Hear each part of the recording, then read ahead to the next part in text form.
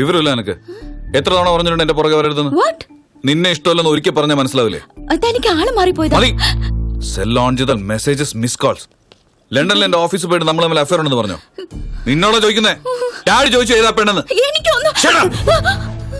Facebook ഒന്ന് open ചെയ്താ 100 messages. എല്ലാം നിന്റെ. ട്വിറ്റർ ഞാനിപ്പോ ഓപ്പൺ ചെയ്യാറില്ല. എന്തൊക്കെ വൃത്തികേടാ. നീ ഒരു പെണ്ണ് തന്നെയാണോടി? ഒരാണായി എന്റെ തൊലി ഉരിഞ്ഞു പോന്നു.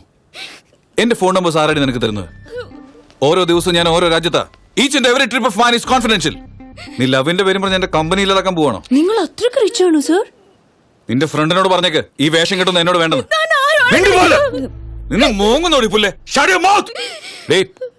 ഞാൻ ഈ മുംബൈയിൽ 10 ദിവസം ഉണ്ടാവും.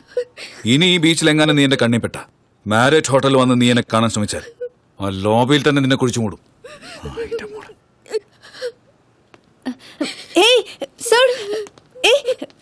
സോറി സർ, എന്റെ ഫ്രണ്ട് നിങ്ങൾ ഇത്രയും ഡിസ്റ്റർബ് ചെയ്തെന്ന് അറിഞ്ഞിരുന്നില്ല. By the way, my name is Ayesha and this is my card. You can call me any time. നിന്നെയൊക്കെ വിളിക്കണമെന്ന് പിന്നെയും തോന്നും. അവളുടെ മോന്ത കണ്ടില്ലേ? നിന്റെ ഫ്രണ്ടിനോട് പറഞ്ഞേക്ക് അവളുടെ പരിപ്പൊന്നും എന്റെ അടുത്ത് വേവില്ലെന്ന്.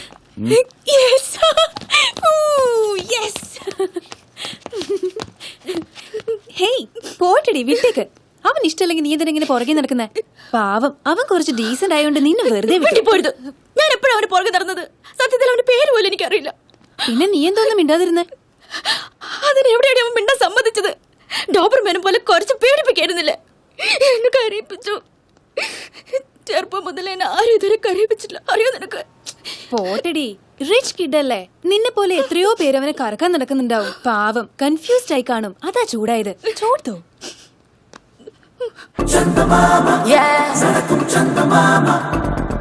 സത്യഭാമ നിന്നുള്ളിൽ രാഗസീമ